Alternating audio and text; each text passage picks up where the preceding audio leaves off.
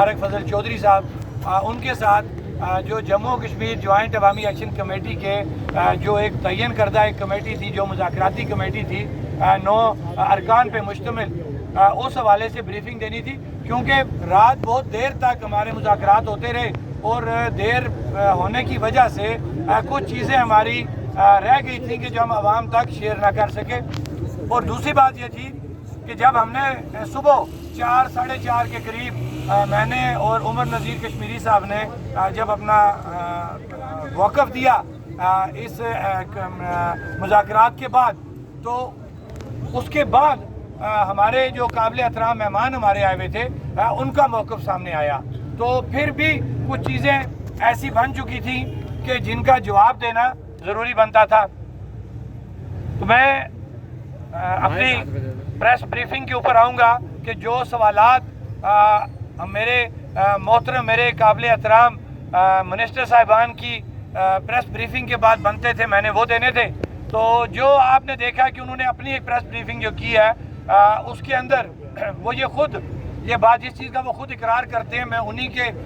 نام سے وہ بات کروں گا کہ امیر مقام صاحب اور طارق فضل چودھری صاحب وہ یہ کہتے ہیں کہ ہم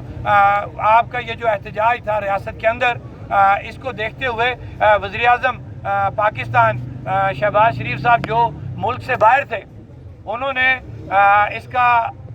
لیا کیا کہتے ہیں اس پہ ایکشن لیا اور فوری طور پہ ہماری ذمہ داری لگائی کہ آپ کشمیر میں جائیں اور وہاں پہ جا کے جموں کشمیر جوائنٹ عوامی ایکشن کمیٹی کے لوگوں کے ساتھ بیٹھ کے ان مسائل کو حل کریں۔ ریاست کے اندر اگر اس کو اٹھا بھی لینی ضرورت ہے، ریاست کے اندر جو انریسٹ کی پوزیشن ہے اس کو ٹھیک کیا جائے۔ یہ موقف میرے ان دونوں قابل احترام جو وزراء اکرام تھے جو پاکستان سے آئے تھے، یہ ان کا تھا۔ ہم نے ان کو آنر کیا اور ہم بذریعہ اس وقت پریس میں ایک دفعہ پھر اپنے قابل احترام منسٹر صاحبان کا شکریہ ادا کرتا ہوں، وزیر اعظم پاکستان کا شکریہ ادا کرتا ہوں کہ انہوں نے آزاد کشمیر کے اندر کچھ مسائل سمجھے کہ آزاد کشمیر کے اندر کچھ انریسٹ کی پوزیشن ہے، لوگ سڑکوں کے اوپر ہیں، 2.5 سال تقریباً ہو چکے ہیں۔ انہوں نے اس سے پہلے بھی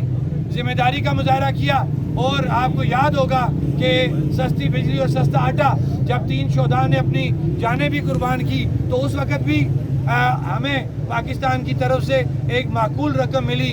جس کی وجہ سے جا کے آج لوگ سستی بجلی اور سستا آٹا استعمال کر رہے ہیں۔ ہمیں بالکل کلیئر اس بات سے نکلنا ہے، کیونکہ ہمارا یہ کوئی سیاسی پلیٹ فارم نہیں ہے۔ جو حکومت ہوگی، جو وزیر اعظم ہوگا وہ اچھا کام کرے گا، ہم اس کا شکریہ ادا کریں گے۔ جو